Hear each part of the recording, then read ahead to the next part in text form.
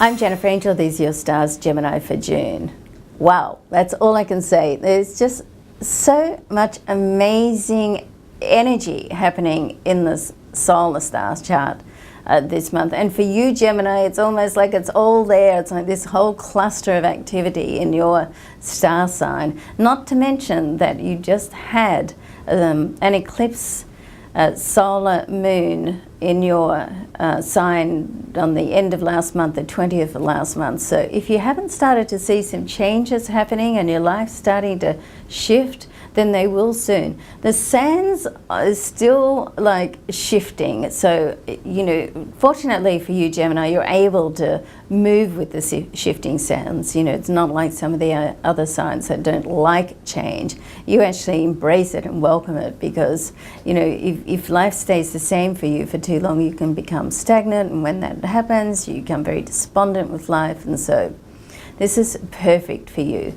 There's huge changes happening, particularly with career, but it's almost like it's fated events. So not only did you have the solar eclipse last month in your sign, this month on the 4th, it's a lunar eclipse right sitting there right opposite your sign. Now this area is all to do with love and romance. So let's come back to that and talk about that a little bit more in depth, okay?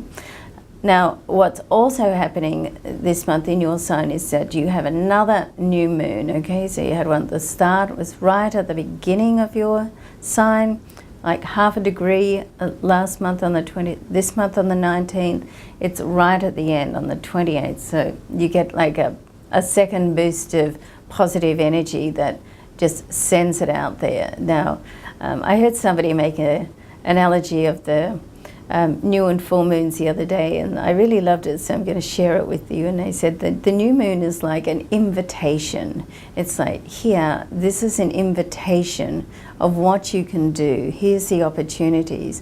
Where the full moon is like a demand. It's like if you don't, you know, take the invitation and move into your next phase of life, it's like the full moon comes along, and that's the eclipse on the 4th. Comes along and says, okay, fine, you didn't make any decisions, we're now going to take it out of your hands. It's like, you know, only one person in a relationship, for instance, or in the dynamic of the people that you share your life with has to change their life, and your life automatically changes. So that's what I mean by taking it out of your hands. You may not be always in control, which is fine, because even though it's nice to be in control, you know, sometimes it's nice just to be able to have faith and trust that the universe is supporting you, and what's happening is just taking you along. You're going along for the ride, which of course is never the case as a Gemini, because you're always first out there to grasp an opportunity or to, you know, take on some studies and learn some more. So, great stuff happening. Let's have a look specifically with your career area. Now, Neptune is in your 10th house. Neptune is very, the energy of Neptune is very imaginative, very intuitive, inspirational. So you've also got Mercury, which is your ruling sign, in a planet rather in your sign, and moving into your solar 2nd house of money and possessions, and then moving into your 3rd house, creative ventures and media. So couple these two together, and what you have is like, you know, you can really get behind if you're working on a creative project. It really has the stars, planets, universe supporting that at the moment to come through, okay? So even if you feel like up to now you've been struggling a bit to move forward, that's all going to change, okay? So don't give up. Things are going to change, and in a major way for you. Now back on to love and romance. So let's have a look at what's happening specifically. You have Venus, the Lady of Love, still in your sign. It is still retrograde right through to, I think it's the 28th. And so you want to keep your emotions in check. And of course you do have the eclipse full moon in your house of love and partnerships. So I would not be making any major decisions over this time.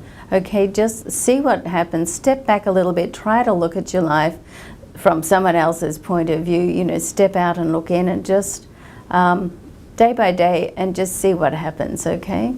Now your lucky numbers are 4, 12, 17, 18 and 19. Left room there for you to put your own number in. And your most dynamic day is June the 12th. On June the 12th, you not only have a new moon in your sign on the 19th, but June the 12th you have Jupiter, the lucky planet of abundance and expansion, actually moves into your sign for a 12-month period. So it's all happening, Gemini. Good luck. I'm Jennifer Angel. Thanks for watching.